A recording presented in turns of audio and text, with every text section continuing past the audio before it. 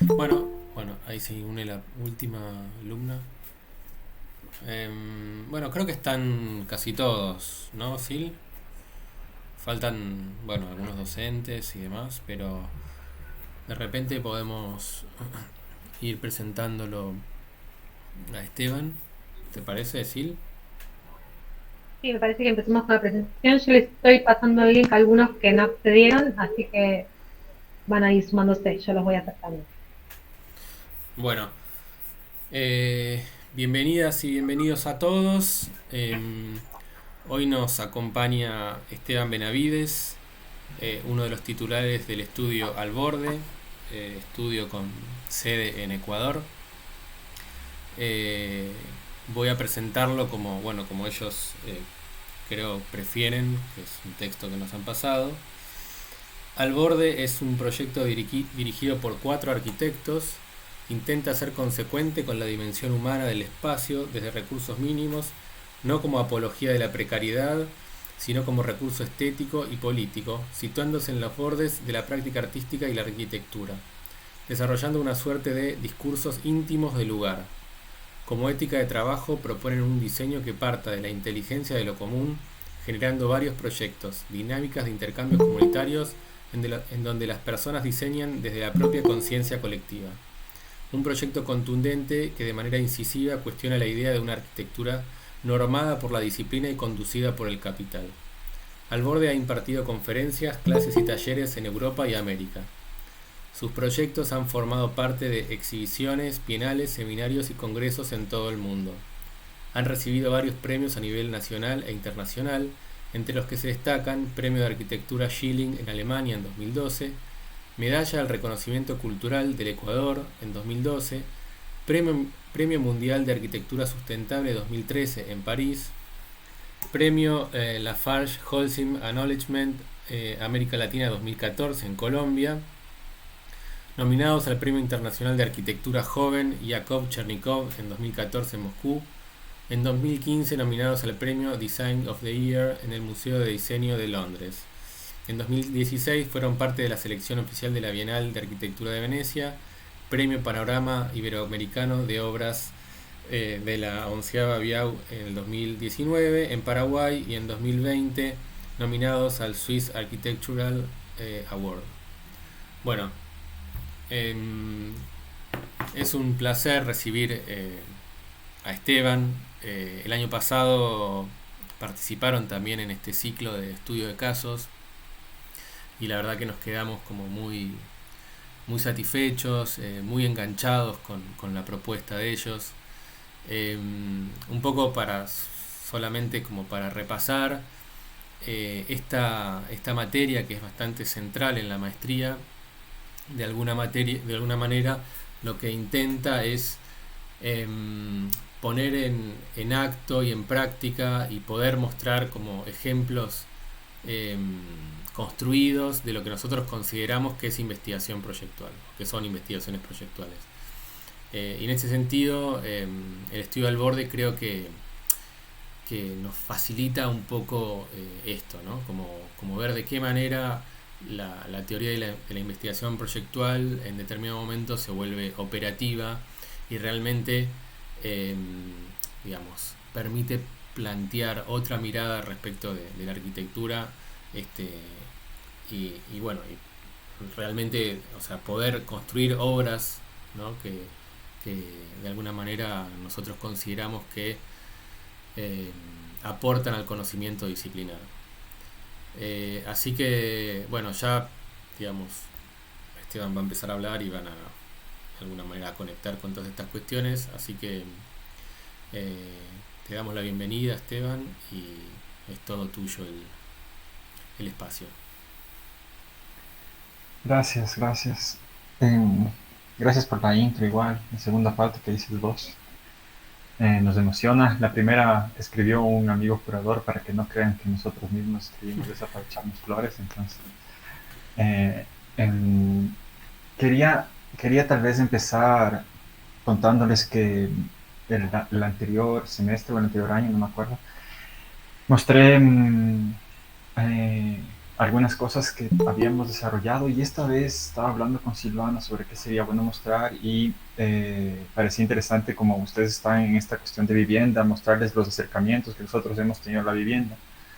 Básicamente, eh, nuestro estudio hace como unos proyectos que llamamos de interés público, que no son necesariamente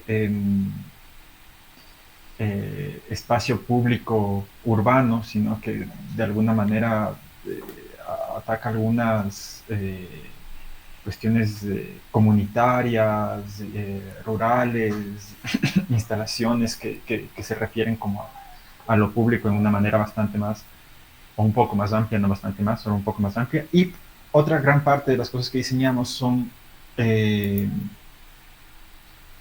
viviendas o encargos privados de gente que no encuentra lo que está buscando en el mercado, de gente que quiere acercarse a cuestiones más específicas o que está con una voluntad de búsqueda de alguna cosa que el mercado no le ofrece, que el mercado tradicional no le ofrece.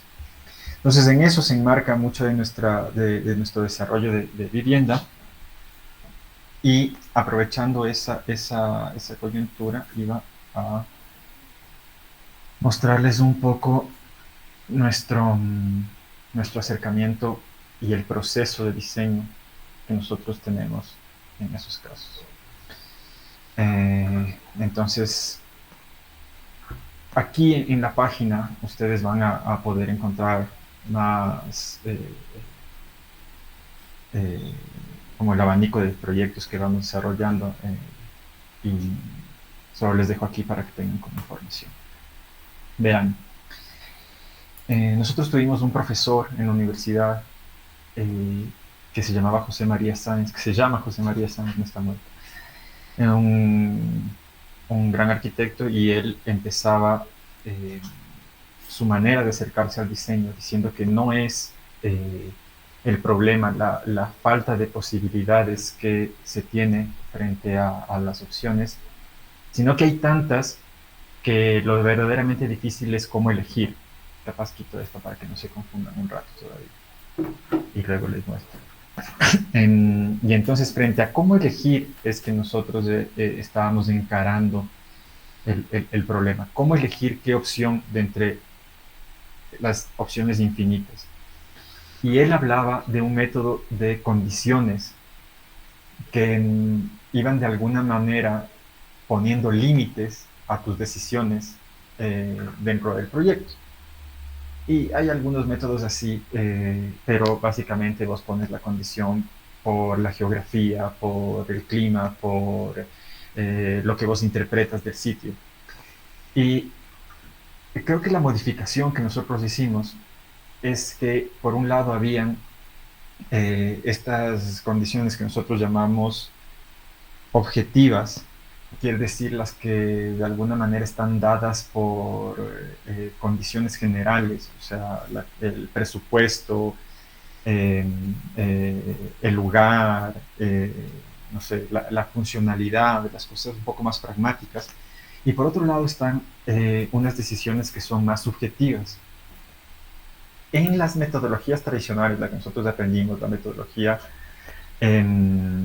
de esta condición, esas cuestiones subjetivas que formaban parte de decidir el proyecto venían dadas desde el arquitecto, desde lo que vos creías que tenía que ser ese lugar.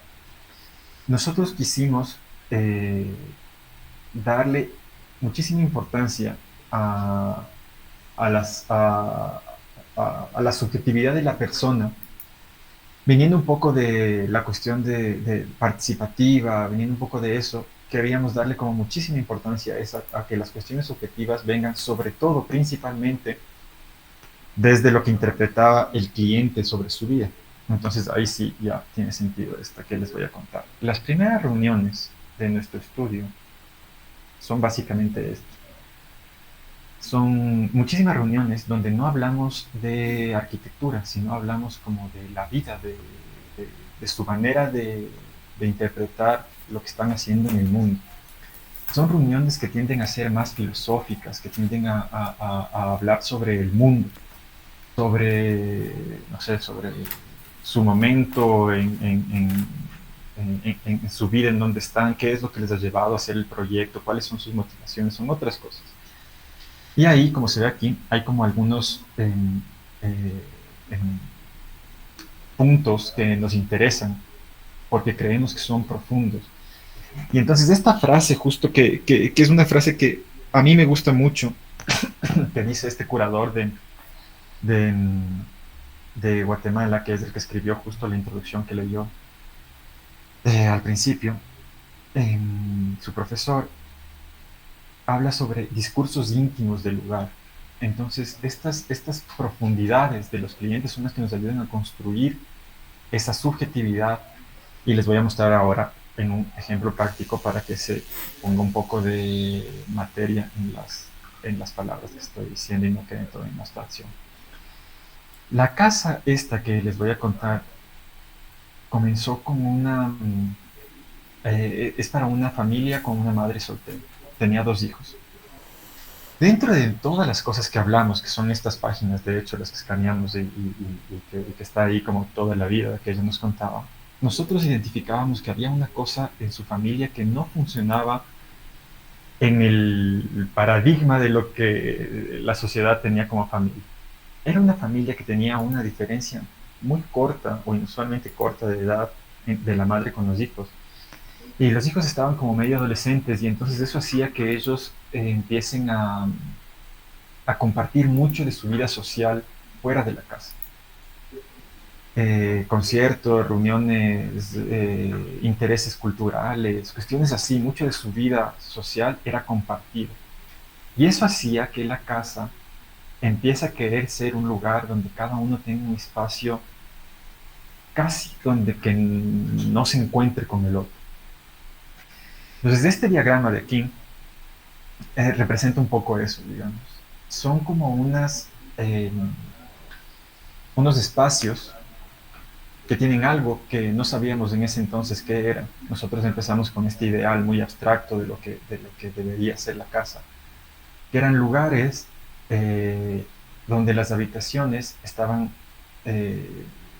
bastante aisladas de alguna manera una de la otra y que los espacios comunes estaban reducidos al mínimo y casi que eh, la casa permitía que los espacios comunes sean lugares de compartir solamente si es que estabas realmente decidido a hacerlo, ¿cierto? Y que la manera natural de vivir la casa sea en estos espacios de alguna manera aislados. Entonces eran espacios que se conectaban por aquí con un pasillo y vos decidías a cuál entrabas. Em, y era una casa que promovía como la individualidad de alguna manera, debido a esta particularidad que encontrábamos en la manera de vivir de la familia. Eh, a nosotros nos interesa llegar en la cuestión de las viviendas particulares que hemos proyectado a estas cosas muy íntimas, ¿no? Para construir estos discursos. Esta parte que les acabo de contar, en nuestra manera de ver la arquitectura, son condiciones subjetivas que vienen desde el cliente. Yo no vivo así, ninguno de mis socios vive así. No son cosas que a nosotros nos interesan y la prueba es esta, ¿no? Porque cuando empezamos a construir, ellos tenían un mambo místico con la tierra y con el lugar y con pedir permiso al espacio que estabas, que nosotros en realidad no es que nunca nadie había practicado ninguna de esas, pero fuimos parte porque todas estas cosas, digamos, alimentaban eh, la particularidad y la cuestión específica de la casa, ¿no? Entonces, David, que no es nada místico ni religioso, que es este man que está aquí hace 15 años, ¿no? Gracias. Está siguiendo el ritual de los manes y metiéndose en el mambo de todos, ¿no? Que estaban ahí como en esa cuestión. Pero ¿qué sí nos interesa a nosotros desde la cuestión arquitectónica? ¿Cómo en un terreno como este resolvíamos ese, esa cuestión subjetiva de ellos, ese ideal de esa casa que interpretábamos a partir de lo que ellos nos contaban de su vida, de la manera más práctica, más lógica posible y que al mismo tiempo la arquitectura sea la que protagoniza esa manera de vivir, ¿cierto? ¿Cómo volvíamos de esa manera expresiva? Entonces, lo que se nos ocurrió en ese entonces fue que el terreno que era este y que tenía esta pendiente no podía ser habitado de esa manera. Necesariamente debías construir una plataforma y eso significaba que la pendiente que tenías acá antes se iba a convertir en tierra. Y entonces los recursos que eran como lógicos, que salían a partir de una cuestión de aplanar la plataforma necesaria para poder hacerla habitable, se convertía en el método constructivo. Pero no solamente eso, sino que ese método constructivo además tenía mucho que ver con la cuestión de respeto que ellos tenían a la montaña. Y para nosotros era una cuestión de sustentabilidad lógica, de eficiencia del material y de eficiencia del método constructivo. Pero además también el método constructivo de tapial, de tierra, permitía que los muros sean lo suficientemente aislantes para que a pesar de que estén unidos un cuarto lo más pegado al otro, vos estés lo más aislado posible eh, dentro del mismo, ¿no? Y permitía algunas particularidades de cada uno de los cuartos. Había uno de los hijos que tenía una cuestión con un altillo y otro era un poco más largo. El espacio central era un poquito más grande que los otros. Entonces nos permitía eh, una tener como adaptarse, una cierta versatilidad en las necesidades al mismo tiempo que de alguna manera respondía de manera lógica, eficiente y pragmática a todas las otras cuestiones, ¿no? Entonces la casa fue finalmente esto. Es, eh, es una casa que intentaba seguir la pendiente natural del terreno, que luego ya les cuento otra cosa sobre eso, pero digamos, terminamos aquí con cómo pensábamos nosotros. Intentaba seguir la pendiente natural del terreno, llegabas a un espacio común y todos los demás espacios eran estos lugares eh, que te permitían estar en tu privacidad, digamos. Y el muro se convertía también en almacenamiento y servía de cumplir algunas funciones dependiendo de lo que necesiten en la casa. De ahí las cuestiones básicas que para nosotros entran dentro del objetivo, el asoleamiento, la cuestión bioclimática que te permitía el muro de adobe. De alguna manera lo que intentamos es que una decisión arquitectónica, una línea, resuelva todas estas cosas que estamos intentando hacer, ¿no? Que resuelva al mismo tiempo la cuestión pragmática, la cuestión sustentable, la cuestión constructiva, pero no solamente eso, sino que también las aspiraciones y estas cuestiones subjetivas de parte de los clientes y sus maneras de vivir particulares.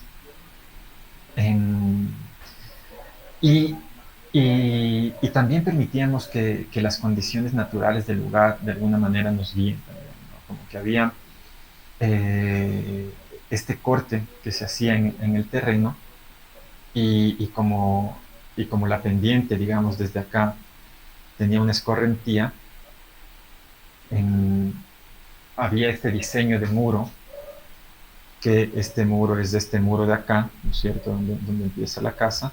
Esta ventana de aquí es esta ventana de acá, y la escorrentía fluía por la circulación de la casa y había como un riachuelo interno aquí. Esto, por ejemplo, de aquí, y básicamente la mayoría de decisiones que tomamos en esta casa se nos permitían porque eran una particularidad de la gente que la habitaba. Esta casa no está diseñada para un general, de hecho eso es lo que evitamos.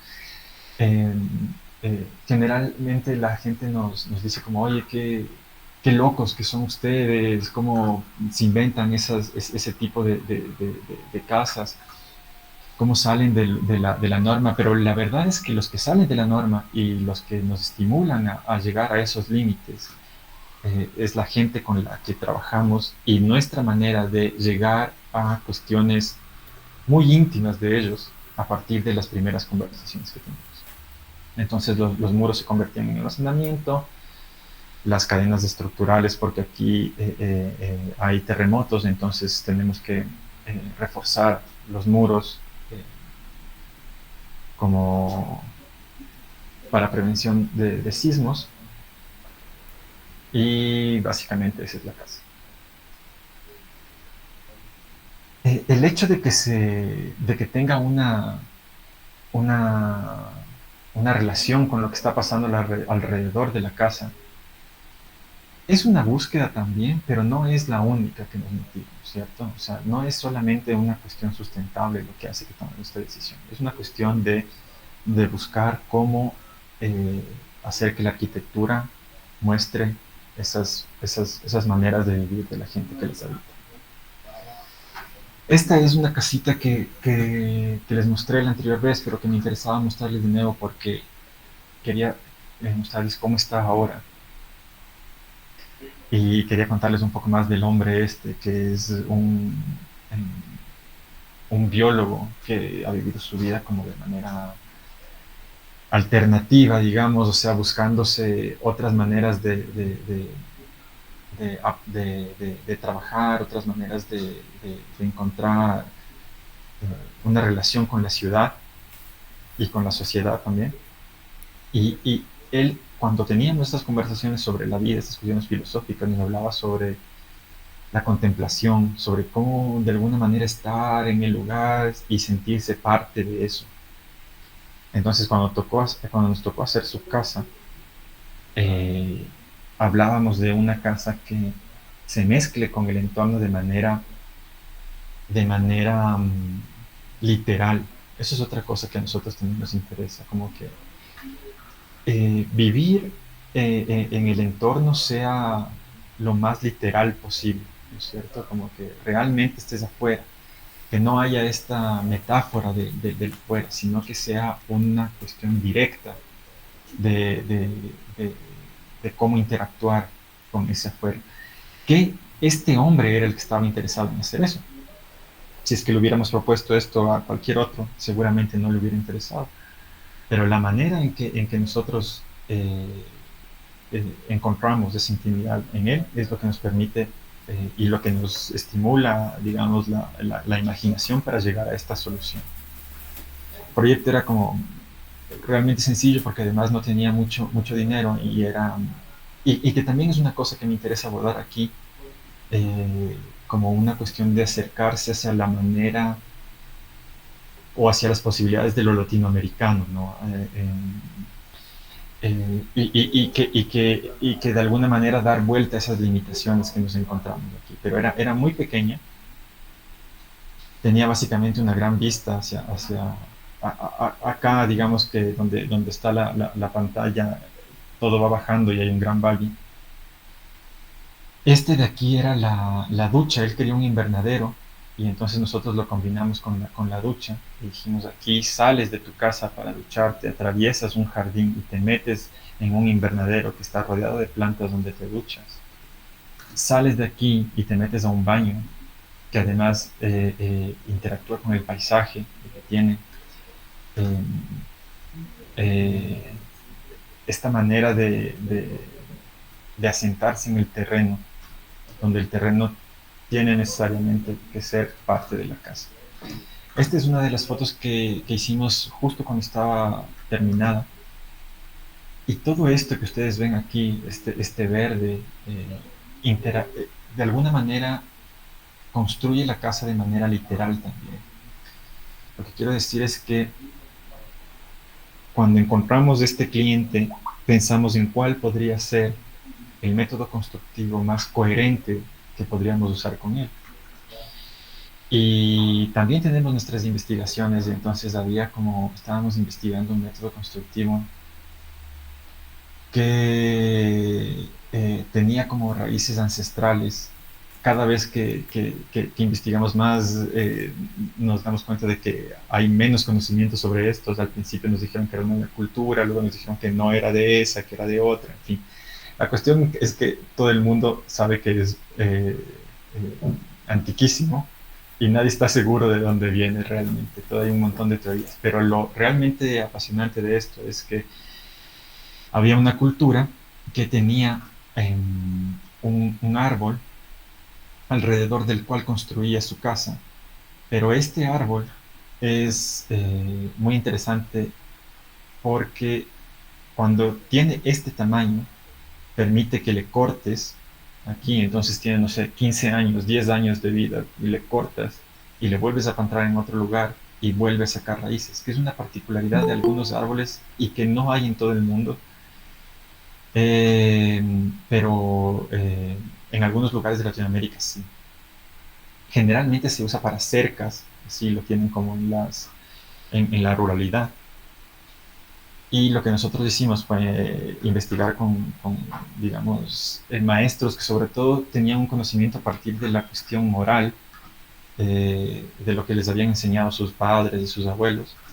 Y entonces este es el árbol y a los, no sé, a los 3 meses empieza a brotar de nuevo estos pequeños ramitas y que luego termina como en esto también.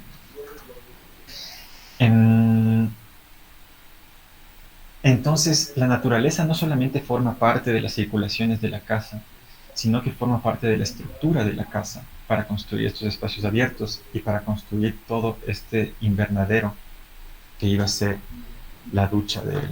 El resto del interior es muy sencillo, básicamente esto es adobe que hicimos de la misma manera que un poco casi copiando lo de la anterior casa, la pendiente estaba inclinada, había que cortarla, construimos esto.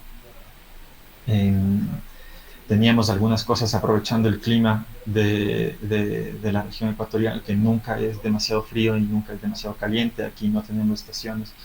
Siempre hay como el debate de la estación fría, la estación caliente, pero la verdad personalmente yo nunca le encuentro como mayor diferencia a eso. Hace sol de día, en la tarde llueve, a veces llueve más, a veces llueve un poco menos, pero nadie nunca está seguro de cuándo empieza ni cuándo termina. Esto de aquí era otro experimento que hicimos porque al mismo tiempo nuestros proyectos se vuelven como prototipos de lo que puede realmente ser algo, ¿no? Entonces, la manera de anclar esta cubierta metálica aquí es diferente en la manera en que se ancla esta de acá, porque como no hay literatura sobre estos métodos constructivos, no sabíamos si iba a crecer, cuánto iba a crecer, cómo iba a reaccionar esto. Y entonces probamos 3 métodos diferentes de amarre en las 3 cositas que hicimos. Y este es el baño en medio de la construcción y este es el baño unos meses después, ¿no? Todo era una prueba aquí, me acuerdo, como la madera contrachapada con la lámina asfáltica cubierta a este marco metálico que se sostenía en estos árboles vivos. Lo cual es loquísimo lo de estos árboles vivos porque te permite ordenar geométricamente naturaleza viva, ¿no? Entonces es una cosa muy loca que no se pueden permitir otros climas ni otras latitudes y hay que aprovechar, digamos, esas oportunidades eh, en lugar de intentar imitar en nuestro criterio, ¿no? Intentar imitar los métodos constructivos europeos, gringos, japoneses, para nosotros sería muchísimo inversión en costo y además cosas que la mayoría de nuestros clientes no nos permitirían, o ninguno más bien de nuestros clientes nos permitiría hasta ahora. Pero estas cosas que vienen muchísimo de la arquitectura vernácula nos interesan por tener una identidad latinoamericana casi metida en el ADN de las soluciones. Este de aquí era el invernadero y entonces también había una cosa de los árboles más viejos estaban acá, los árboles medianamente de mediana edad estaban acá y los más jóvenes estaban acá, que no sabíamos cómo iba a funcionar la casa, es un experimento en sí mismo. Y esto estaba amarrado, aquí funcionaba con una cuestión de tensión, esto tensiona, aquí hay otro tensor, y se resuelve la cubierta con estas vigas acá. Aquí estábamos haciendo el amague de la ducha en las fotos, pero se está riendo. Y esta era la cuestión estructural que nos permitía como muchísima sencillez, ¿no? Como en estos pequeños palitos que se paraban y daban suficiente peralte para que funcione esa pseudo viga que estamos haciendo. Hace poco fuimos, porque estábamos haciendo, el INPC, el Instituto Nacional de Patrimonio, se interesó en este método constructivo porque recuperaba prácticas ancestrales y las volvía de alguna manera vivas al hacerlas contemporáneas, y entonces había un documental que apenas acabamos. Se va a hacer un lanzamiento muy pequeño, es muy cortito, ¿no? Son 15 minutos que habla sobre la historia de esto. Pero miren cómo está la ducha. Es una arquitectura o sea, cada vez que envejece de alguna manera se muestra y se vuelve más interesante a nuestros ojos, ¿no? El tamaño de las cosas que plantamos y cómo están viviendo en la casa, a nosotros nos impresionó mucho. Esta es la entrada, o sea, la entrada desde un ángulo que no se ve. Hay aquí un pequeño corredor que ya les voy a mostrar, pero miren el tamaño de estas cosas. Miren cómo está por adentro. Entonces hay un lujo a partir de los recursos en que nosotros somos más fuertes, digamos. Hay un lujo a partir del recurso más disponible en el lugar, ¿no? La parte de atrás, miren una persona para que ustedes tengan un poco la escala de cuánto crecieron estas cosas de acá, ¿no? Este es el baño aquí, o sea, parece que el crecimiento favorece a los árboles más jóvenes, ¿no? Miren cómo está esto, y los árboles más viejos, aunque crecieron muchísimo también, no están así como frondosos tanto como estos, ¿no? Entonces fue para nosotros muy emocionante ver cómo iba interactuando la casa con la naturaleza que le construía y cómo le iba modificando también de alguna manera. Para la gente como yo que vive en la ciudad, todas estas cosas que son como de alguna manera rurales son como eh, muy, muy interesantes de lo que te dice, de cómo te habla, ¿no? Llegas acá, vas al siguiente año y está esto así, entonces hay una marca del tiempo, hay una marca de todo ahí que parece como muy interesante. Y también al mismo tiempo hay una cosa con, con cuánto dura, digamos.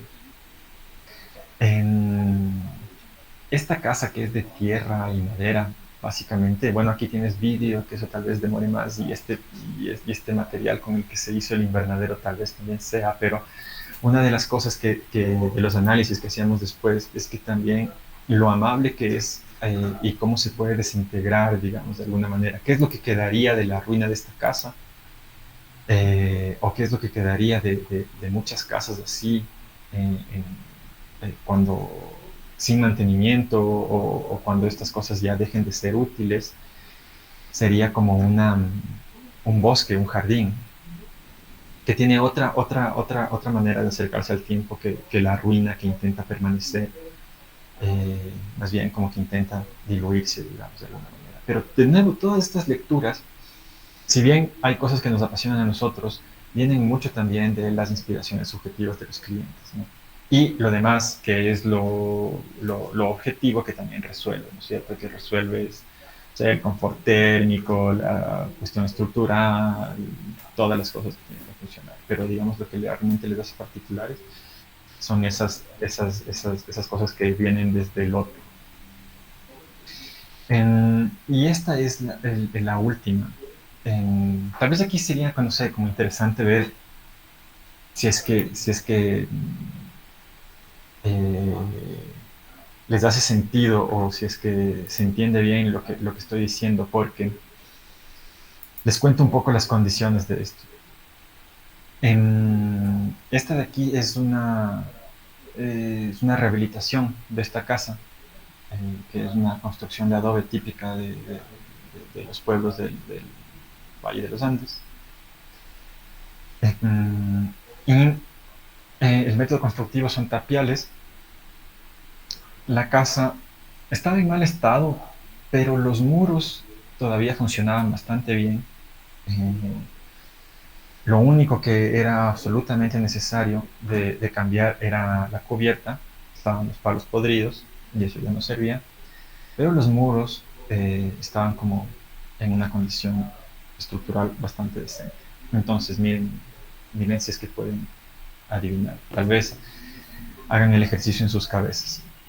Esta casa de aquí, la familia, de las muchas cosas que nos dijo, les sintetizaría para que ver si es que hacen el juego en sus cabezas. Tenía una cuestión con lo público, con, con que la casa sea casi un lugar de paso para viajeros, un lugar de donde la comunidad que acerca de ellos se reúna. Era una casa que quería vivir de una manera muy pública con los que le rodeaban. Era una casa que era una invitación a casi todo el mundo, ¿no? Entonces, esta línea mal dibujada aquí representa como todo lo abierto de la casa que tenía que ser. Y, y- y ellos querían que, eran una pareja con 2 hijos, querían que todos casi que no tengan chance de aislarse, sino que creían que era como una manera interesante de educarse de todo el tiempo en esta interacción que tenían con la gente. En- entonces, ustedes tienen una cosa que, este es el problema que nosotros nos planteamos, ¿cierto? Tenemos una cosa donde los muros funcionan, hay que cambiar,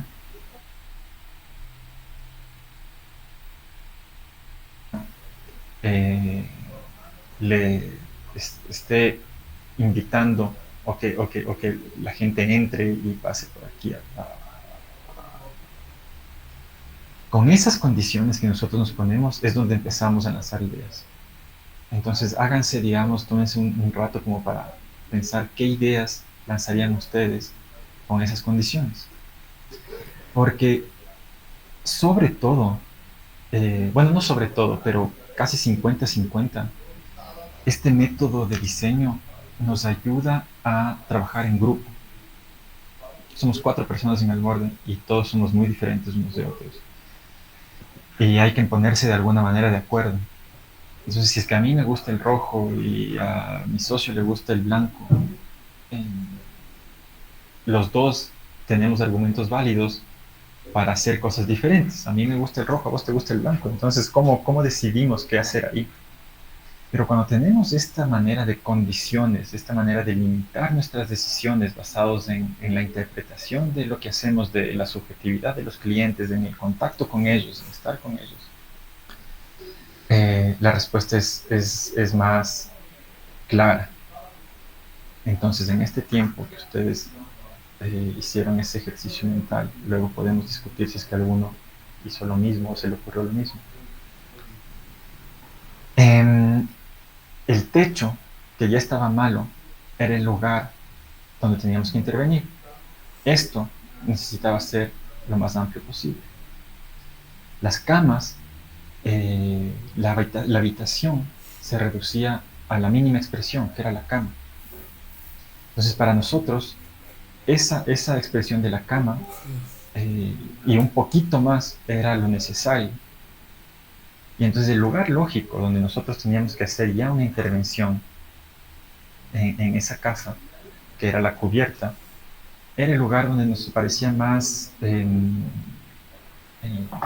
racional, más eficiente colocar también la mínima expresión del dormitorio.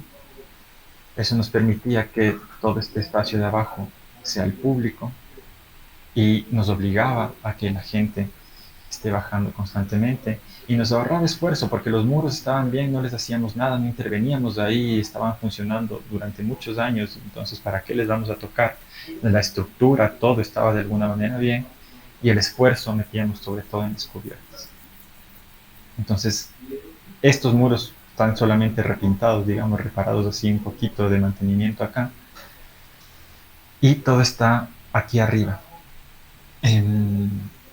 Cuando la gente ve estos proyectos, a veces la primera interpretación fácil es como, le pusiste arriba para ser diferente, le pusiste arriba para ser original.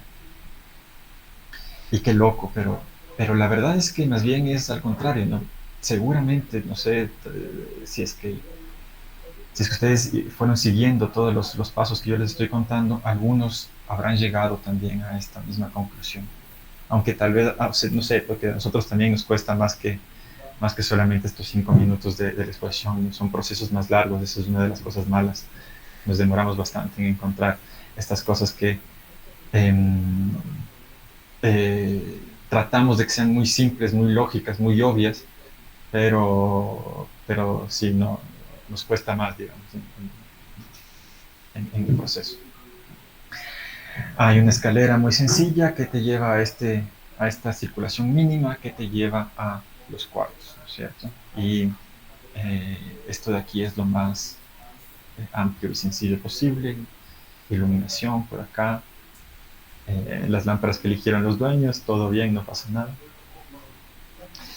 Y dentro de la cuestión privada quiero meter también, porque dentro de lo privado siempre estamos buscando cómo tener un beneficio eh, público, digamos, un beneficio comunitario, no sé cómo llamarlo, pero algo que, a pesar de que esta sea una cuestión privada, nos interese en otros aspectos.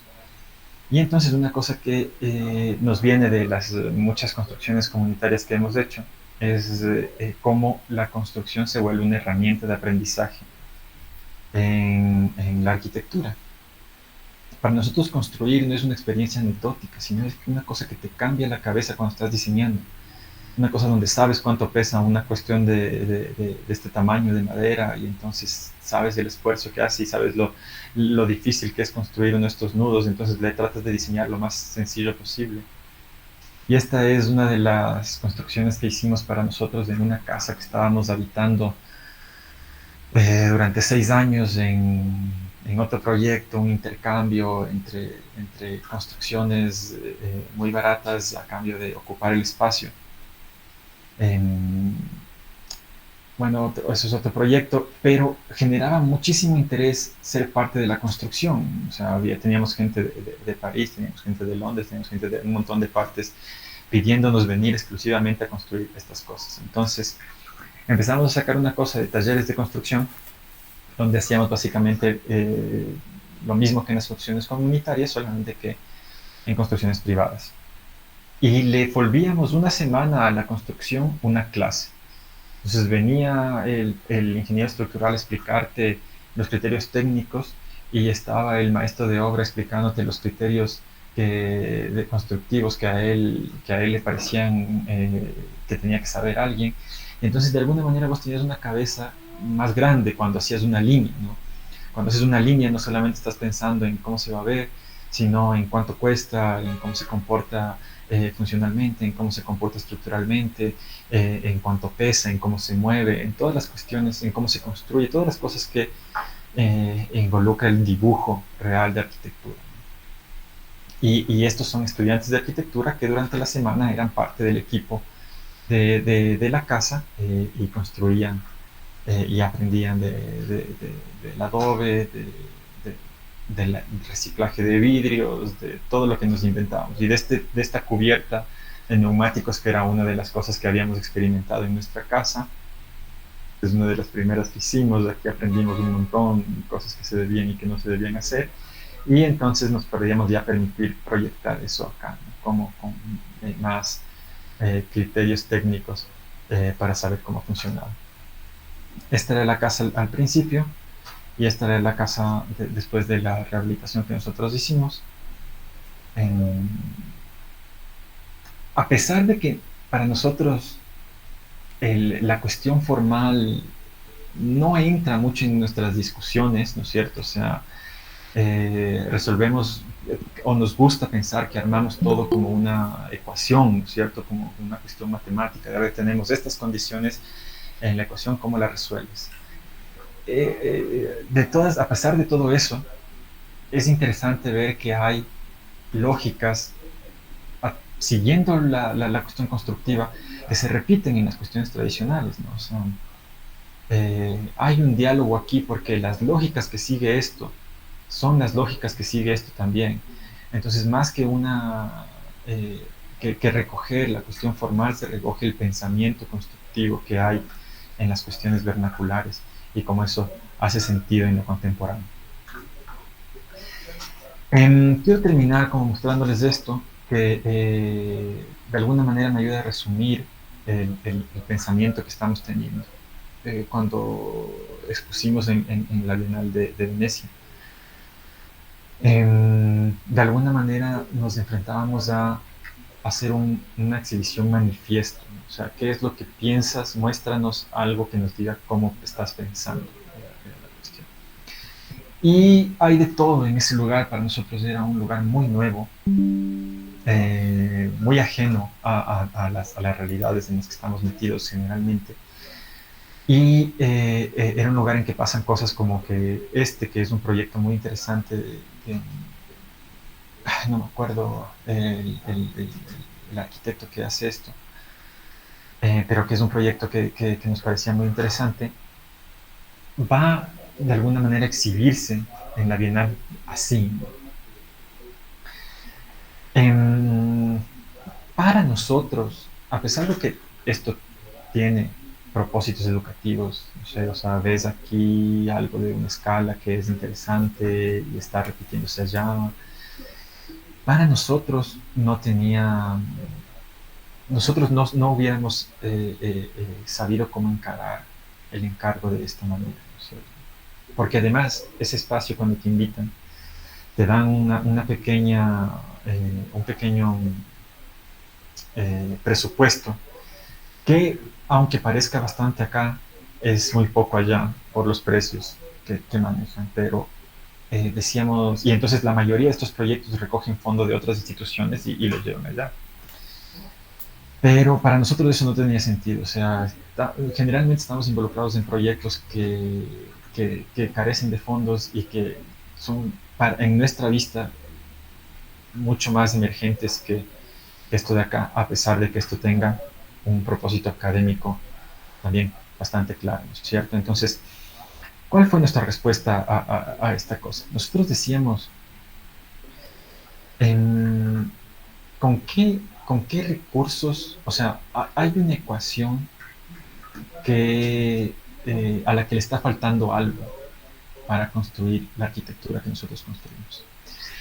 Decíamos,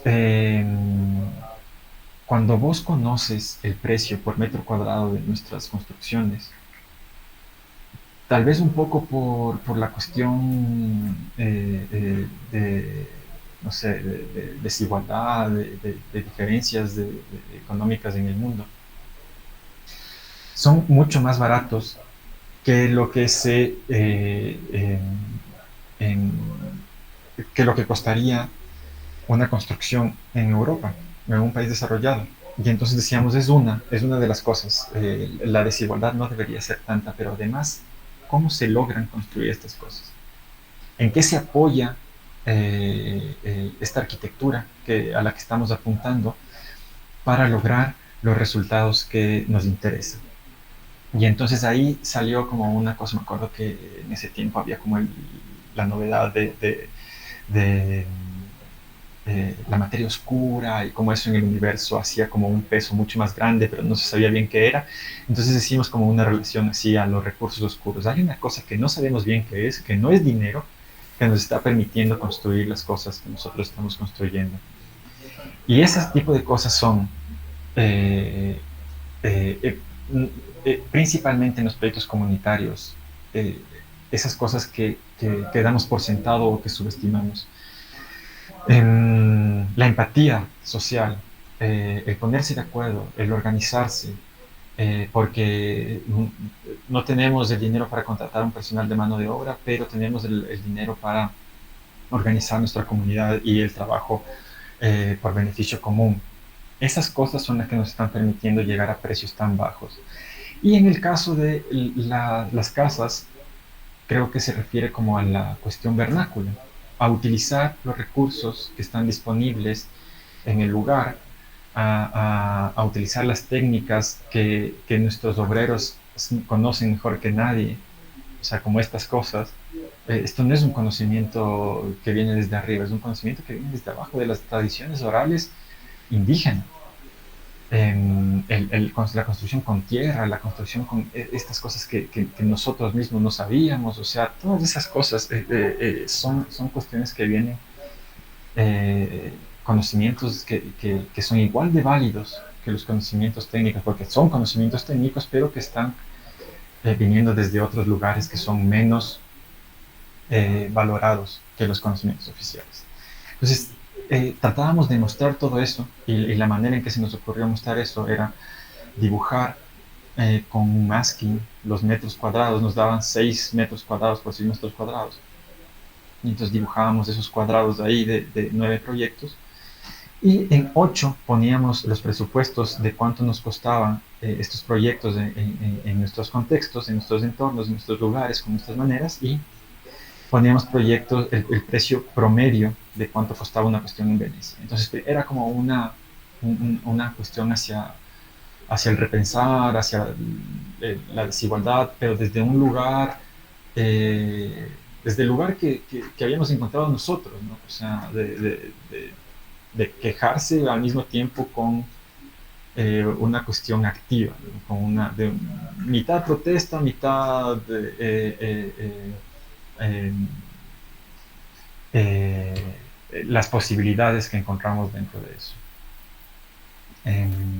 Entonces, ¿qué era lo que nos interesaba? De que el método constructivo sea sencillo, lo mismo que hacemos en nuestras construcciones, ¿no? Sea lo lógico, porque por 3 razones. Las objetivas son las que les estoy hablando, ¿no? De cómo pensamos. Pero las objetivas, las pragmáticas de este lugar eran cualquier cosa que lleves allá te va a costar muchísima plata y no tienes. Tiene que ser profundo, pero al mismo tiempo tiene que resolverse con los recursos que nos están dando. Entonces, lo que nos están dando es este presupuesto. Les mandamos las imágenes que imprimieron. Los marcos son los más sencillos que había, en una maderita ahí exponiendo, colgada todo desde el techo. Y el Banco de Venecia, con una carta de la Bienal, eh, prestándonos el dinero nuestro para la exhibición, el dinero que nos habían enviado ellos. Eh, y aquí se estaban proyectando lo que queríamos interpretar como recursos oscuros. Creo que no es tan claro, a la gente como que le costaba entender toda la cuestión, pero básicamente esto era muy claro, ¿no? Había como una crítica a algo que estábamos diciendo ahí, ¿cierto? Entonces, ¿qué es la magia que nosotros encontramos en este pragmatismo? Nosotros no queríamos llevar dinero a Venecia trabajando en las cosas que estábamos trabajando. Lo que queríamos es que Venecia nos financie las cosas que estábamos haciendo. Y al ser la exposición temporal durante 6 meses y hecha con estos recursos, nosotros teníamos que encargarnos también del desalojo y de toda la exhibición. Y entonces nos encargamos del desalojo llevándonos la moneda, devolviéndoles al banco para que nos cambien y llevándonos la plata de ahí también. De alguna manera encontrábamos en este pragmatismo, en esta manera de encarar las cosas, una manera de también seguir financiando nuestro proyecto y que Venecia, además de todo el contenido académico que tenga una ayuda pragmática para las cosas que estábamos haciendo acá. Creo que eso es bastante de todo lo que les podría explicar sobre cómo pensamos y sobre lo que nos interesa. Si es que tienen alguna pregunta, si es que tienen alguna cuestión que quieran comentar, todavía tenemos un poquito de tiempo.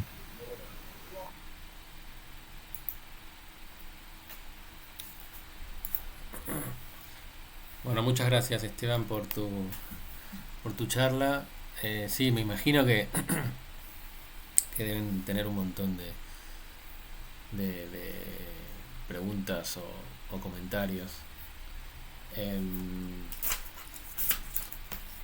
no sé, a nosotros nos sirven mucho eh, algunas cosas que pareciera que tenés como, o que tienen como totalmente internalizadas, ¿no? Del trabajo. Eh, Digo, pensar que una viga como la que mostrás en la casa esta del biólogo, eh, sencillamente puede ser eso, ¿no? Y no es la viga que uno se puede representar, que se representan en general los arquitectos, que es una viga reticulada y demás, no pensar que, digo, yo veía esa viga y es una, prácticamente es una estructura tensegrity. Eh, Digo, mostrar, digamos, esa posibilidad, y digo esto porque en los trabajos de los alumnos de grado y posgrado, las estructuras tensegrity son constantemente como visitadas, ¿no? Y generan como cierta fascinación. Bueno, efectivamente, digamos, es una estructura súper eficiente para resolver un posible ámbito con lo mínimo, ¿no? Entonces, digamos, me interesa mucho como rescatar esa inteligencia proyectual para utilizar los recursos, ¿no? Creo que ahí es como que cierra mucho el discurso, que obviamente con lo que mostraste al final queda como muy claro. Eh, Me interesa mucho esta reflexión de, bueno, no saben bien con qué están operando, hay como esa suerte de materia oscura eh, que es fuente de recursos, ¿no? Eh, y que finalmente es lo que esa materia oscura que es lo expulsado por la sociedad capitalista contemporánea, ¿no? Es como lo que se abyecta, lo que se tira afuera, finalmente tiene como mucha energía ahí para poder aprovechar todavía. Entonces me parece que nada, es como muy consistente lo que mostrás con lo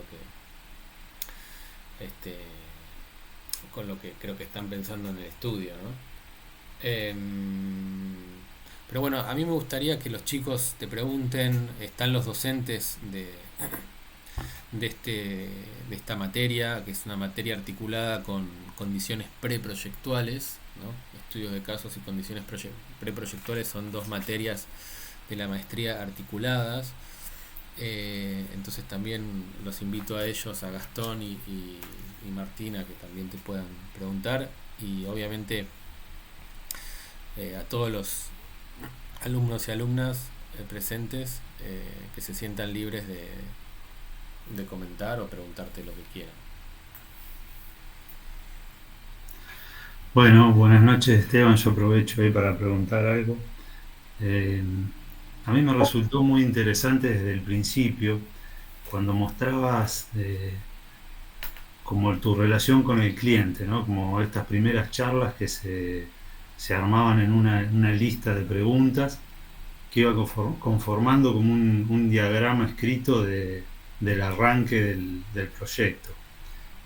Y mientras fuiste como avanzando en la exposición, eh, yo iba pensando algunas cosas y sin quererlo las iba respondiendo.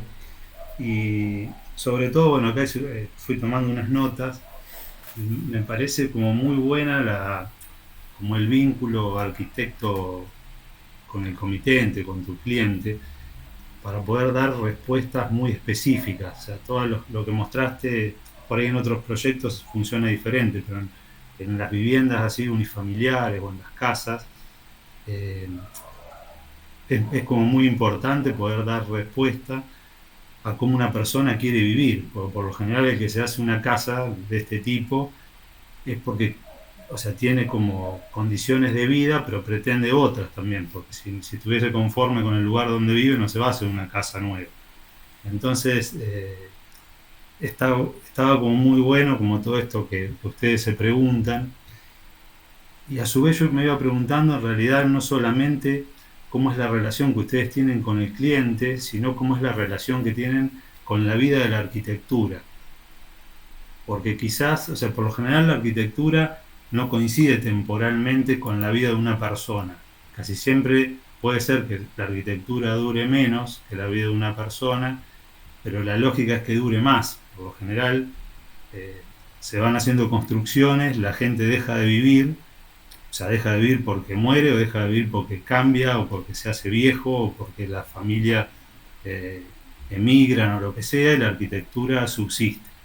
Entonces la pregunta mía era cómo ustedes piensan la evolución de esa arquitectura. Vos en un momento lo tocaste al tema cuando mostrabas lo de la vivienda con los árboles y demás, pero yo lo que quería saber era esto, cómo ustedes piensan la evolución vital de la arquitectura en sí misma, de todos esos detalles constructivos, de los materiales que usan, las combinatorias de materiales, por ahí hay materiales que tienen una vida útil mucho más larga y otros que son biodegradables.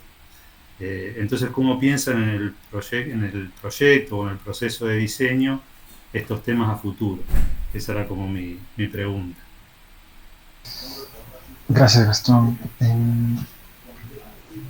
Voy a ir un poco con todas las cosas. Claro, primero lo que decías, lo que decía antes, el primer compa de la técnica constructiva, creo que es una cosa también que nos interesa. ¿Cómo? No, porque figura ahí Centro Poiesis, pero soy Federico. Sí, porque sí quería. Ya se me dio cuenta que no te acordabas el el nombre y luego Vicente, y entonces tuve que pensar. Sí, pero lo primero Date a que conocer, decía Federico.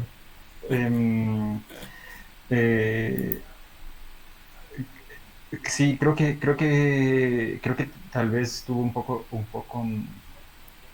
incompleta la parte. Podría mostrar mucho sobre las exploraciones estructurales, que es una gran cosa en el estudio, ¿no? O sea, la estructura es algo que nos interesa mucho y la maqueta es una herramienta que utilizamos mucho en la oficina, y los prototipos también son una cosa que utilizamos mucho como una herramienta de diseño, sobre todo porque es muy difícil imaginarse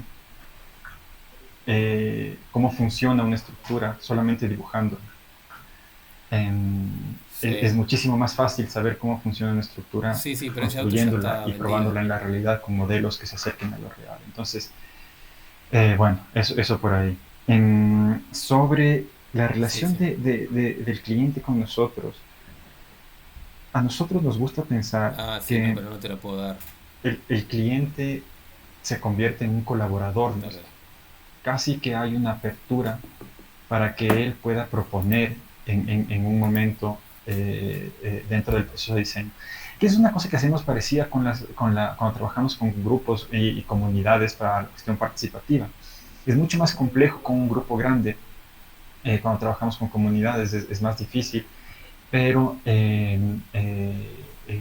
cuando estás con una persona y te permites, o hay más facilidad para llegar a profundidades, intimidades, y eso crea de alguna manera una confianza. Dentro de este tema también, muchas veces hemos pensado que un proyecto exitoso para nosotros, o una arquitectura exitosa para nosotros, depende la mitad de nosotros y la mitad del cliente también. Si no tenemos un cliente que esté alineado con nosotros, un cliente que esté buscando una cosa diferente, entonces no vamos a llegar a un buen término. Entonces, una de las grandes lecciones que aprendimos cuando estábamos empezando es que no todos los clientes son para nosotros, ni nosotros somos para todos los clientes. Nos interesa trabajar con cierto tipo de personas, y a cierto tipo de personas les interesa trabajar con nosotros. Entonces, eso hace que se salga un poco de la lógica capitalista de yo te compro un producto. Nosotros no estamos en ese lugar del negocio.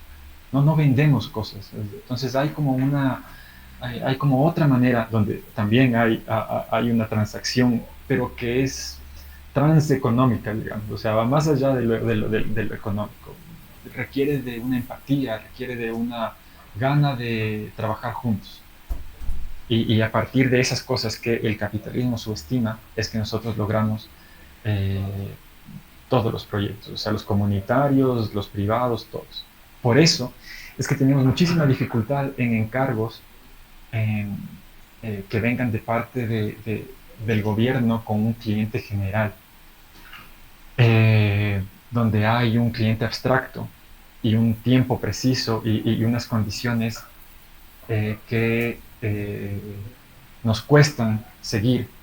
Entramos en los encargos públicos cuando permiten una flexibilidad en el contrato, que es muy difícil además, porque, o sea, todo lo que estoy diciendo se podría prestar para corrupciones, para todas las cosas que son tan comunes en Latinoamérica, ¿no es cierto? En dejar un espacio sin tiempo, como hacemos con los clientes y con las comunidades que nos contratan. Nos dicen, oye, vamos viendo cuánto dura este proceso, vamos viendo qué es lo que tenemos al final, vamos viendo cuántos metros cuadrados logramos, vamos viendo qué tipo de cosa va saliendo, y todo es muy abierto y solo se permite cuando hay confianza y una empatía. Entonces, después, ahora sobre cuánto dura la arquitectura. Verán, en, eh, cuando empezamos nosotros, no había una conciencia total de todo lo que estábamos haciendo. O sea, empezamos muy jóvenes y eso tuvo algunas ventajas y algunas desventajas. La primera, que no sabíamos bien qué es lo que estábamos haciendo. O sea, teníamos unas convicciones y teníamos como que claro de alguna manera hacia dónde apuntar, pero no teníamos todo claro. Y a medida que ha pasado el tiempo, vamos reconociendo errores y vamos reconociendo virtudes en todo lo que pasaba. A mí, personalmente, cuánto duran las cosas me interesa mucho. El año pasado estuve haciendo un posgrado en Sao Paulo y ese era el tema básicamente de la tesis que tengo que terminar de escribir, y me ampliaron el plazo, ojalá cumpla esta vez, que es básicamente yo estaba haciendo como una investigación sobre eso, sobre el tiempo en la arquitectura. Una de las cosas que encontré es un arqueólogo que se llama Neves, Eduardo Neves, es un brasileño que investiga los pueblos amazónicos. Y la arqueología de los pueblos amazónicos es muy difícil de investigar porque quedan, básicamente los vestigios que quedan son cambios del suelo, eh, producto de la agricultura y los ritos funerarios, pero nada arquitectónico. Eh, y él investiga todo esto porque se cree que la Amazonía fue una civilización muchísimo más grande de lo que pensábamos en los 80, en los 90. Hay crónicas que otra investigadora que se llama Ana María Durán saca a la luz, que son crónicas españolas de cuánto creen que duraba. O sea, había como, no me acuerdo, en leguas estaban escritos lo que los investigadores, lo que los cronistas españoles decían, pero básicamente era como 600 kilómetros. O sea, que iban por un río y había 600 kilómetros de pueblos y de tribus que estaban ahí. Entonces era muchísimo. Y lo que cree Neves, investigando los residuos del suelo, es que llegaron estas civilizaciones a manejar los árboles y la agricultura y la vegetación de ese sitio de una manera que la modificó, que hizo que algunas especies en los sitios habitados sean dominantes o estén más presentes. Entonces, de esa manera es como él cree que se podrían imaginar el tamaño de las civilizaciones. Entonces hay claros mapas donde él muestra que aquí hay muchísimas especies dominantes beneficiosas para los humanos, y hay lugares donde no son tan dominantes, y él cree que ese puede ser un indicio de las civilizaciones indígenas. Pero les cuento esto porque sobre todo él habla de una ciudad que está manejando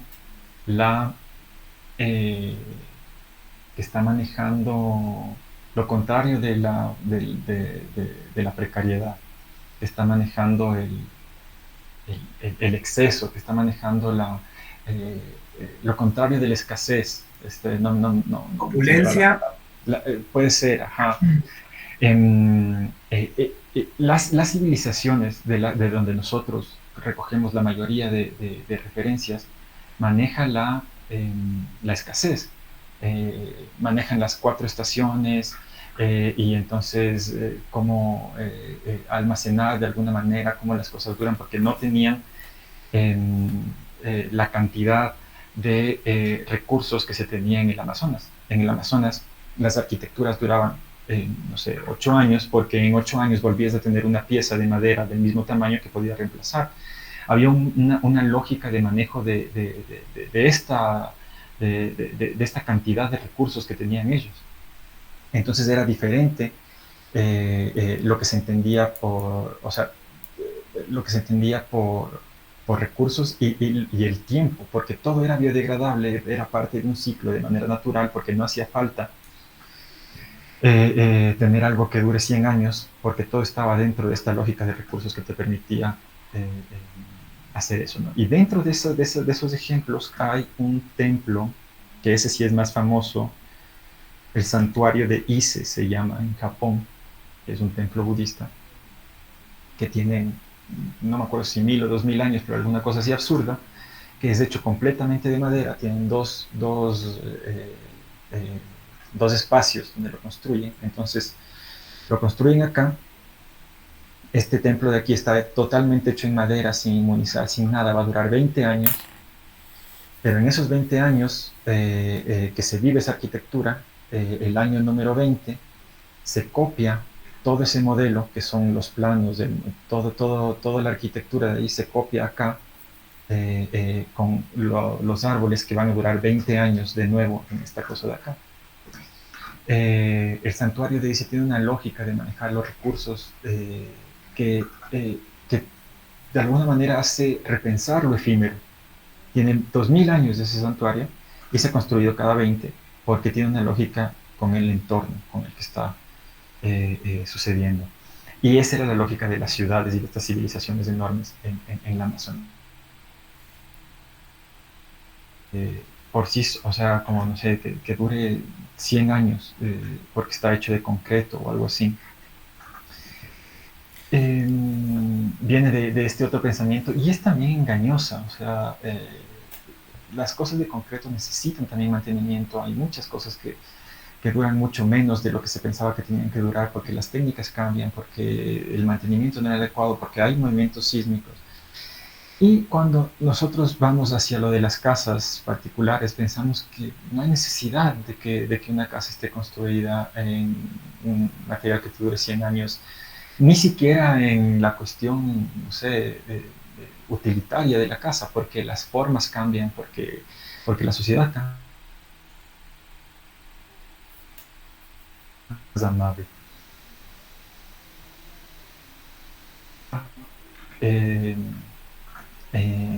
Que no está todavía,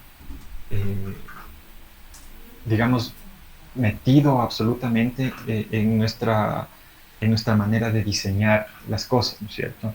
Lo que tratábamos, no sé, en la casa que hicimos, la primera que les mostré, que fue una de las primeras que hizo Alborde, eso que fue hace 15 años, no teníamos esta idea de cuánto deberían durar las cosas, simplemente lo más lógico era construir con lo que estaba ahí. Pero cuando, no sé, a mí me gusta imaginarme el pueblo que desapareció de esa sociedad que vivía a partir de esta arquitectura de árboles, y lo que dejaba era un bosque después de eso.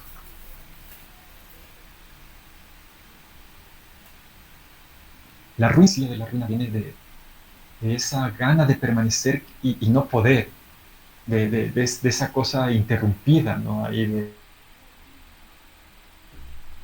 y no encontrarlo. Entonces, digamos que es una cosa que de alguna manera nos interesa y que está por ahí en las cosas que nos imaginamos, pero que en el ejercicio proyectual tratamos de que todo esté anclado a estas condiciones de las que les dije, y puede ser que esta se vaya convirtiendo poco a poco en algo que nos interese, como todo el discurso que hay ahora de responsabilidad ambiental y de cuestiones así, ¿no? Pero digamos que es una cosa que todavía está ahí flotando.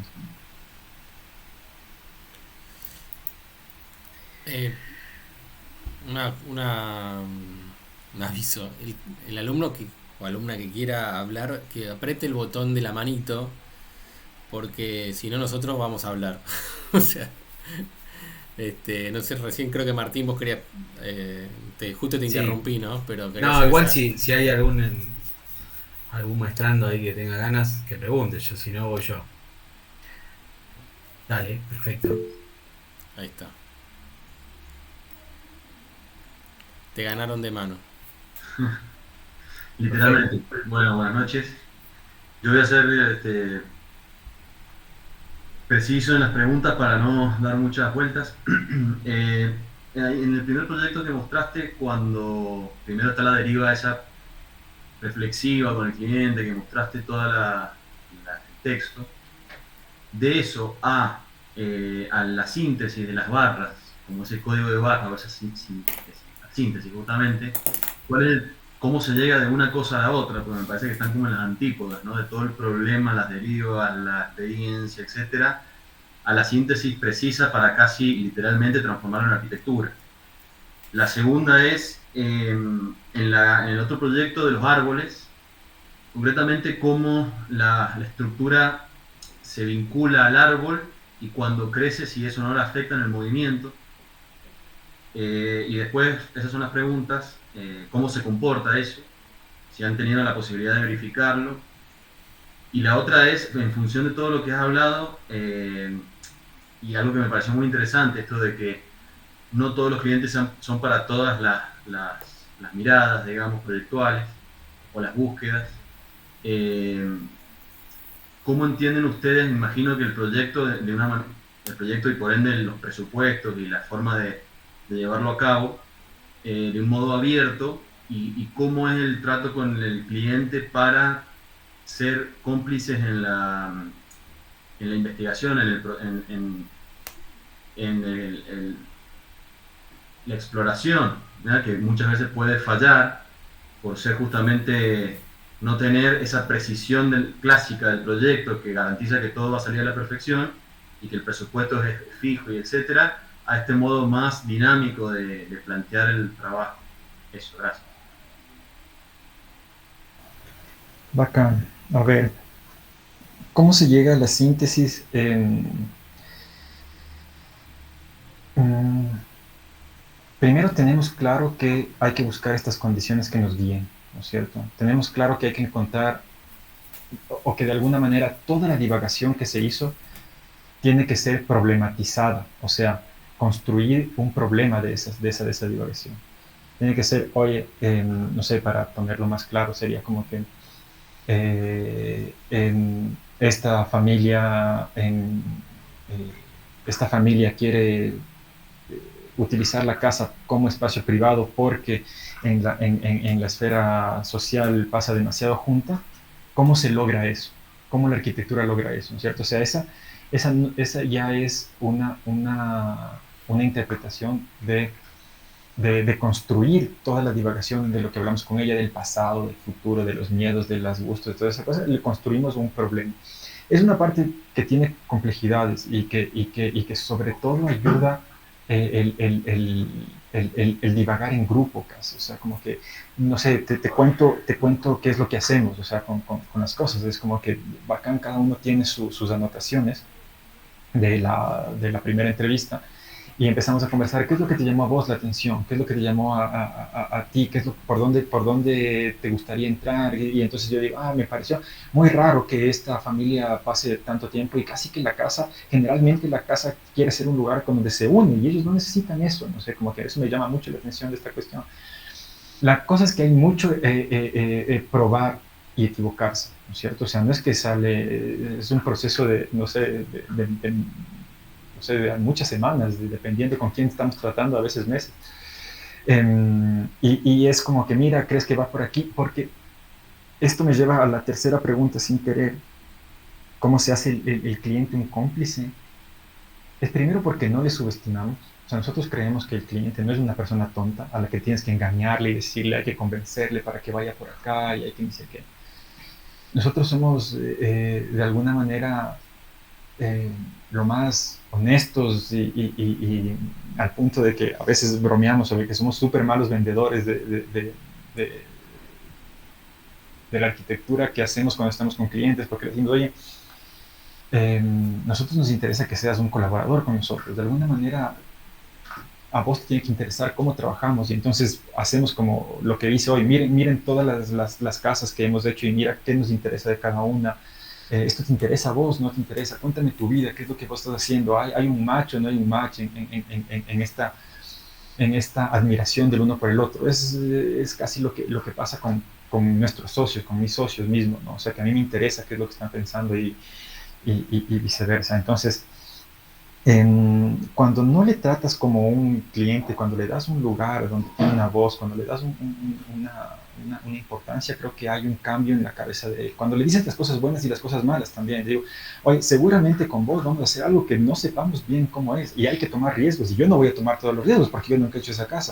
Vamos a tomar los riesgos juntos. Entonces yo tengo estas seguridades que es del ingeniero, que es del maestro, que es de investigación, que es toda la experiencia que tengo haciendo cosas, que tal vez nos toque hacer un prototipo antes para ver cómo funciona, pero vos también vas a tener que arriesgarte en ver cuánto sale y tenemos la mitad de la responsabilidad nosotros y la otra mitad vos.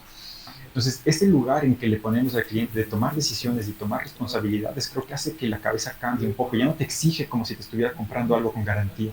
¿Cachas? Porque, pero esto no funciona así, porque te dije que esta cosa va a ser, o sea, esta cosa va a ser diferente y tiene unos riesgos y estas cosas, y vos aceptaste de alguna manera esa cosa. No hay como estos acuerdos que estamos haciendo. Entonces, para llegar a esa síntesis, él también está involucrado. ¿No? Le decimos, oye, de tu vida me interesó esto, de tu vida me parece muy raro esto, de tu vida me parece muy raro.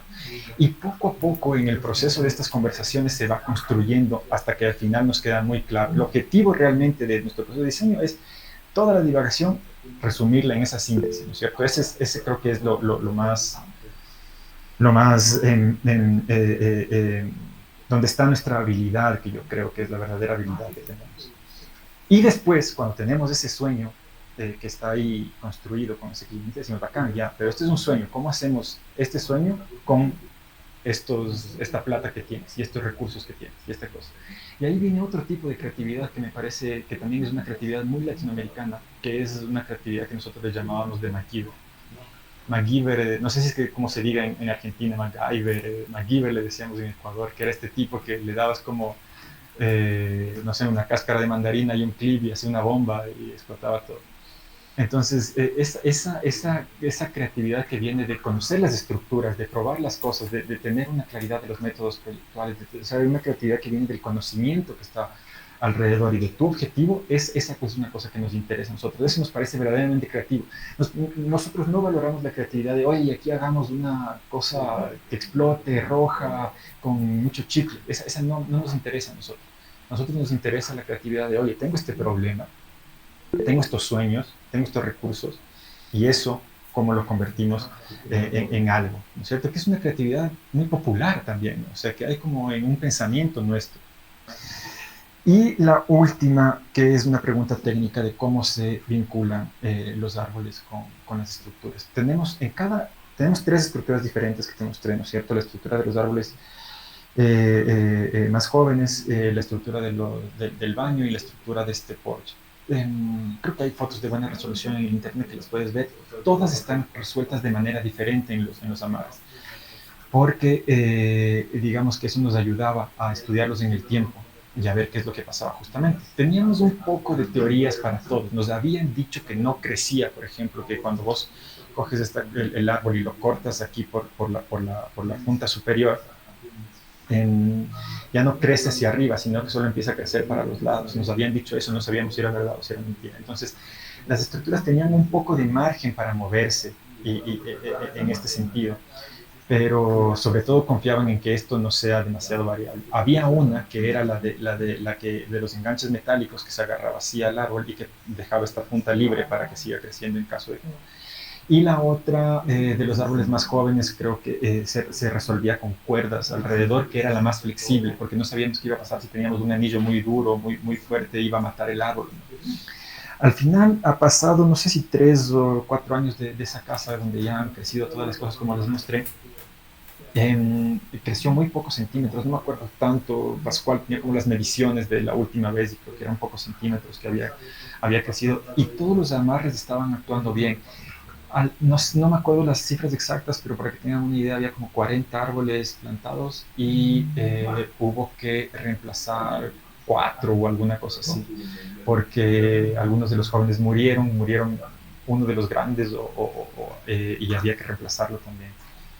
Entonces, de alguna manera, el método también nos permitía reemplazarlos de una manera sencilla en caso de que pase alguna cosa. Entonces, teníamos teoría de lo que iba a pasar, pero en realidad la verdadera investigación es lo que está sucediendo a medida que pasa el tiempo.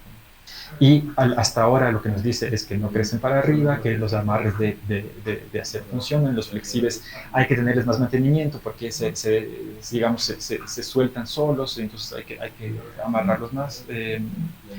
Pero eso, a medida que vayan pasando más tiempo, seguramente tenemos más información que podríamos compartir.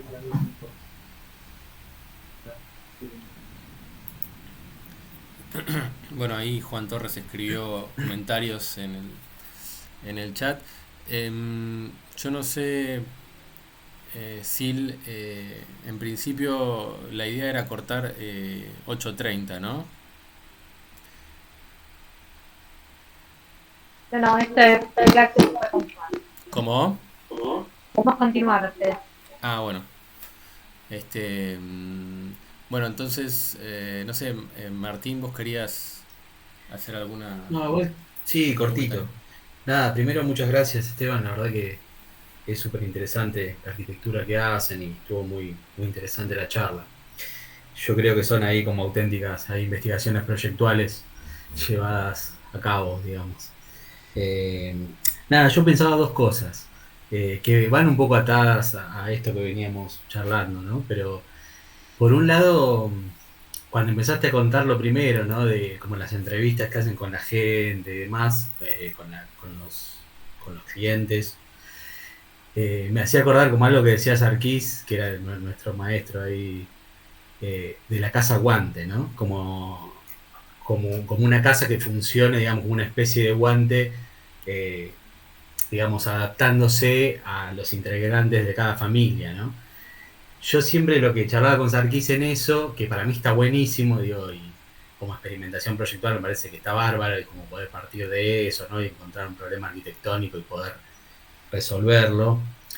Pensaba porque siempre lo que uno toma es una foto, ¿no? Es como el instante ese de que la familia, ponele, estaba aislada porque los chicos eran adolescentes, pero los chicos después crecen, ¿no? Y capaz que cambian las relaciones internas de cómo se van vinculando las familias.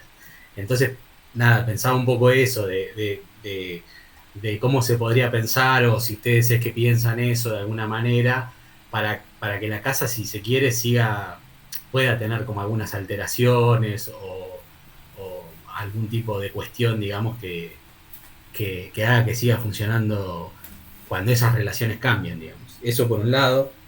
Y por el otro me parecía como muy interesante todas las experimentaciones materiales que hacen y demás.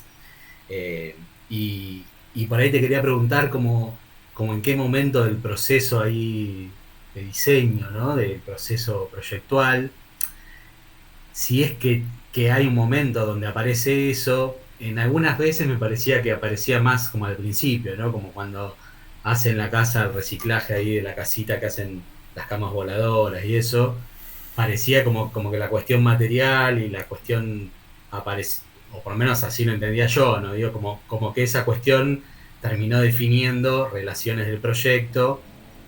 Yo pensaba como que apareció más al principio, si se quiere, y por ahí en otra, como la que mostrabas, de ese primer trabajo que hicieron con las gomas, esos techos, como replicando tejas, ¿no?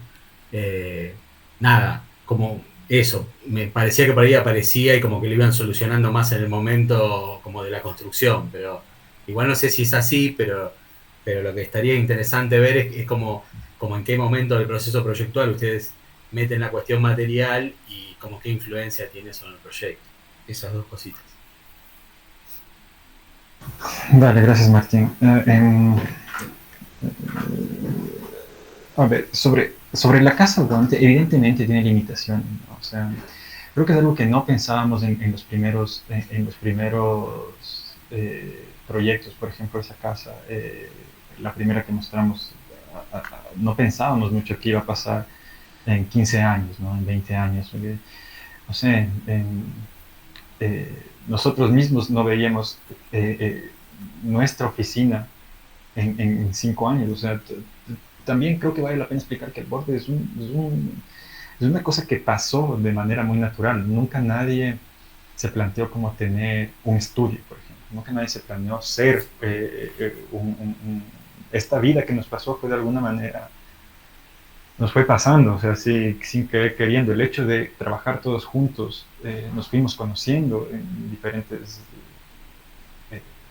diferentes momentos, o sea, nada estaba muy planeado y digamos que nuestra visión de todo era bastante inmediata, ¿no? ¿Qué va a pasar mañana? ¿Qué vamos a hacer? ¿Cómo sobrevivimos mañana? ¿Cómo tenemos la cosa mañana? Y nadie pensaba mucho qué iba a pasar en 20 años. Ahora, em, de nuevo, creo que la cuestión de decidir qué tan guante, qué tan particular, qué tan difícil de modificar en el futuro es una casa, es una cosa del cliente también. O sea, hay espacio para que él diga, oye, ¿qué va a pasar en 20 años? ¿Qué va a pasar mañana? ¿Es una cosa que me interesa a mí o no me interesa? Hay ese espacio donde se pueden discutir ese tipo de cosas que nos ha pasado y que también es válido, digamos. O sea, nosotros no tenemos prejuicios ni precondiciones. Básicamente vamos al ritmo que nos pongan, ¿no es cierto? Entonces, en los casos que les mostré, creo que en ningún caso era una preocupación de la gente con la que estábamos trabajando, ¿no? Em, eh, eh, y sí, pero creo que también puede ir con la cosa que estábamos hablando, ¿no? De cuánto duran las cosas y de lo fácil que sería o de lo amable que sería esta casa para desintegrarse o biodegradarse o alguna cosa así. Creo que también podría ir por allá, pero básicamente es eso. Sobre en qué momento llega la cuestión material. Es difícil, ¿no? Como tener una cuestión tan estructurada y ordenada, porque a veces, no sé, yo siento que es como todo al mismo tiempo, siempre pasando ahí, ¿no? O sea, mientras más tu cabeza puede tener esta capacidad de pensar en todas las cosas al mismo tiempo, de resolver con lo que decíamos, ¿no? Con la línea, todo ahí mismo tiempo estás dibujando, todo. Creo que era un profesor que nos dijo eso, le dijo a alguno de mis socios, como que el mejor arquitecto es el que dibuja una línea y mientras está dibujando está viendo el presupuesto, la construcción, el tiempo, todas esas cosas, ¿no? Entonces, mientras más le metes a esa línea, más información le metes a esa línea, eras mejor arquitecto, según él. Entonces, digamos que primero no es que hay un tiempo muy claro.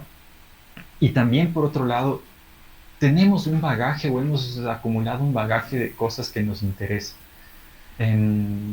Como todo el tiempo estamos haciendo experimentos, todo el tiempo hemos estado como con pruebas que han llegado hasta cierto límite, cosas que nos han interesado hasta cierto momento. Hay una carpeta muy grande de experiencias frustradas.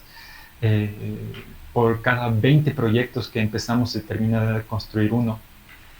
Entonces ese es el tamaño de la carpeta de cosas que no hemos logrado hacer. Y entonces hay como muchísimas de esas cosas guardadas y que hay momentos en que no, y aquí le podemos meter esta cosa que no habíamos terminado de explorar y aquí puede servir esta cosa que no había y esto de aquí encaja acá.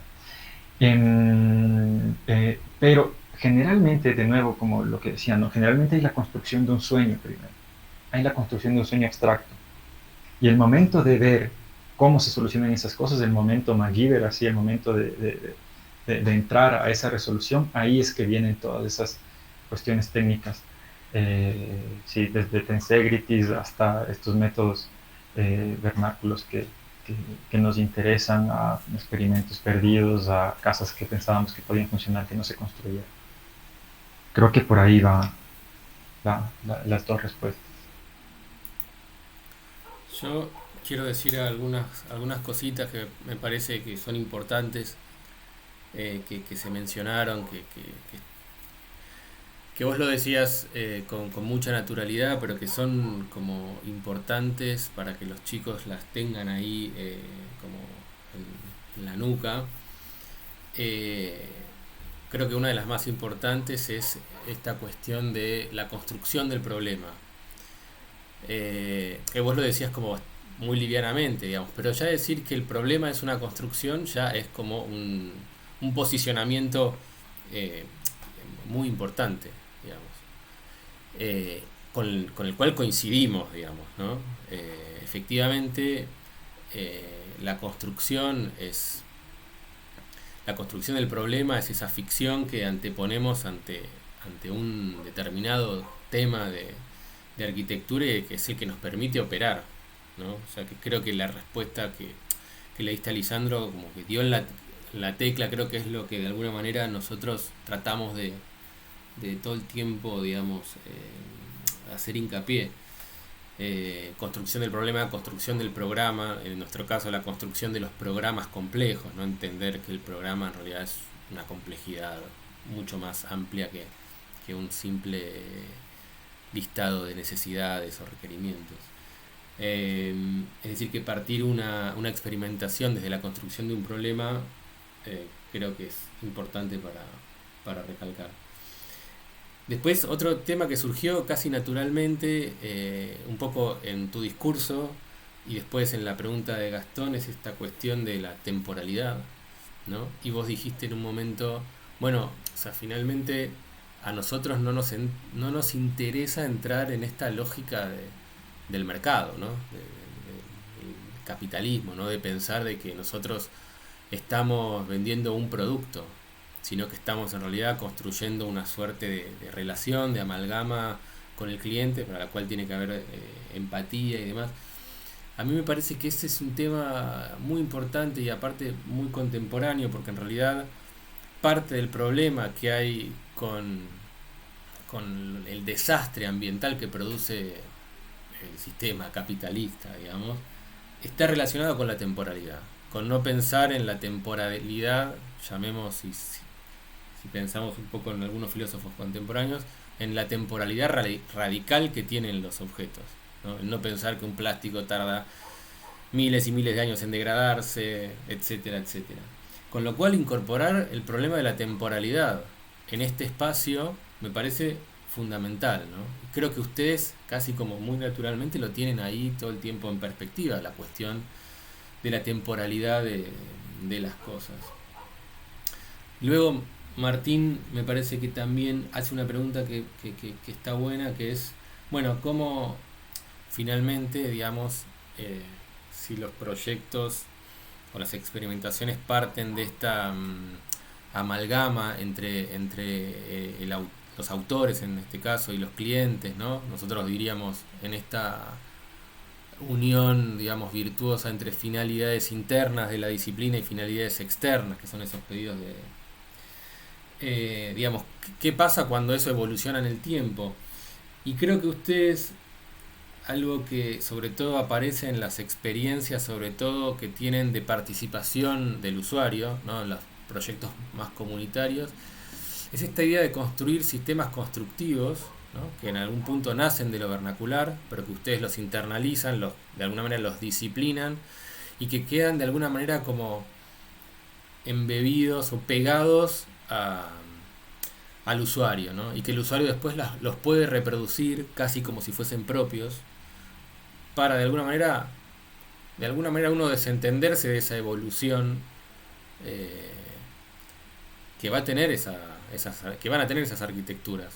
Pero creo que hay una donación ahí, que ustedes le dejan algo al usuario, que no es solo digamos, el hecho construido, sino que le dejan una suerte de saber ahí, de saber hacer, que después los acompaña el resto de su vida. Es decir, que son como, yo lo llamaría también por ahí, recurriendo a ciertas filosofías contemporáneas, son experimentos constructivos de naturaleza viscosa, quiere decir que quedan pegados a las sociedades, y eso me parece como súper importante. Y bueno, quería como mencionar estas dos cosas que para mí son muy importantes de la experiencia de ustedes, eh, y que de alguna manera plantean como un posible discurso disciplinar que va un poco en paralelo, ¿no? Y que es crítico, o sea, es crítico por un lado, pero por otro lado es como una tormenta de propuestas también, ¿no? De alternativas a esto que vos decís, bueno, la arquitectura de mercado, la arquitectura que sigue un poco la traza de lo que de alguna manera va pidiendo este sistema económico. Eh, Quería mencionar estas cosas. Veo que nadie más ha levantado la mano, así que no sé si vos, Esteban, querés, no sé, decir algo más, si alguien quiere decir algo más. Solo agradecerte por lo que acabas de decir. Nosotros, la mayoría de las reflexiones que yo les he dicho no son cosas que hemos tenido, sino son cosas que han salido conversando como en esta ocasión. Lo que vos acabas de decir ahorita, y ya lo noté para robarte y para decirlo en algún momento y compartirlo con los compas de acá, porque a nosotros un rato como todo ha sido un aprendizaje, a veces sentíamos como un poco, no sé, hasta te preguntamos, díganos qué hacen, qué son, quiénes son ustedes, qué hacen. Nosotros era muy difícil decirlo, una parte porque no sabíamos mucho y otra parte porque nos faltaban las herramientas teóricas también. O sea, y conversamos con un teórico y cuando le estábamos explicando esta incomodidad nos decía, ustedes son buenos para hacer lo que hacen. Los teóricos que teoricen y los profesores que les digan qué es lo que incluso qué es lo que ustedes están haciendo. Entonces, por eso es que en nuestra página ni siquiera tenemos como una descripción propia, sino que son cosas de gente, lo que ha dicho la gente que nosotros. Y esto que acabas de decir me parece muy bonito, me parece muy chévere y además creo que entra tal vez, o sea, creo que le calza muy bien al trabajo que hacemos. Una cosa que no conté y que es una parte fundamental de la Casa de los Árboles que hicimos fue que el que la construyó fue el dueño, sin tener experiencia constructiva. O sea, él fue el que se hizo cargo de la obra, nosotros hacíamos visitas de arquitectura y él, con nuestro maestro de constructor de confianza, fueron los que fueron administrando los procesos, administrando la plata, el man es el que hacía las compras. Entonces, calza muy bien con lo que dices, porque él fue el que estuvo involucrado en el proceso de su casa, y si es que quisiera repetirla, seguramente podría hacerlo, y si es que quisiera modificarla, seguramente podría hacerlo, sin necesidad de decirnos nada. Yo creo que él nos diría casi porque siente que es un respeto, digamos, cuando el man quería hacer una puerta, dijo, oigan, ¿qué onda si es que pongo esta cosa aquí? ¿Qué les parece? Dice, ¿qué? Nosotros como que una bacán, pero él es perfectamente capaz, justo como lo que intentamos hacer con las comunidades, de irlos modificando. Pero entonces eso, agradecerles el espacio, pues, qué bueno que les haya interesado y que les haya podido aportar en la clase, y un abrazo para todos. Bueno, Esteban, muchas gracias. Van a seguir los chicos trabajando con estas cosas, con tu arquitectura también, forma parte como de los casos que se van a trabajar. Así que nada, muchísimas gracias. Espero... Vero Copelo pregunta cómo se llama el árbol. Bueno, pregunta... Acá se le conoce como lechero. Lechero, sí. Lechero, ajá. Creo que si es que buscas lechero árbol, te sale el nombre científico por ahí, porque se conocen en diferentes partes. Bueno, así que nada, obviamente siempre el espacio está abierto para vos, para tus socios, y es un placer siempre recibirlos. Así que obviamente te vamos a seguir molestando y consultando y llamando, convocando, porque creo que siempre es interesante charlar. Este espacio es para eso, digamos. Así que bueno, muchas gracias a todos y todas por participar, y ahora bueno, el debate sigue con sus docentes de estudio de casos y condiciones preproyectuales. Les dejo, entonces me voy. Suerte a todos. Chao, Esteban, muchas gracias. Chao, Esteban, gracias. Esteban, gracias. Bueno, espero que lo hayan podido aprovechar. Esta clase de alguna manera inicia la maestría, y creo que se plantearon como cosas importantes. Un poco lo que traté de decir al final fue eso, digamos, que nos sirve un montón como para empezar a pensar en estas cosas, que las van a tratar con Gastón y Martín, y que también va a aparecer fuertemente en el taller esta idea de esta cuestión de construir el problema y demás, con lo cual nada, creo que es un inicio como súper auspicioso. Así que los dejo en manos de los profes. No sé si vos querés hacer algún comentario, algún aviso parroquial, pero si no, podemos No ya. hay ningún aviso parroquial. Ahora seguimos el debate con los profesores para que ya retomen todos. Ahora estamos todos juntos, los dos niveles. Están tanto los chicos del segundo año con el primer año de la maestría. Así que ahora aprovechamos este espacio para poder debatir sobre lo que nos estuvieran contando del estudio Alborde. Bueno, yo los dejo entonces, distribuyen, hacen todo lo que tengan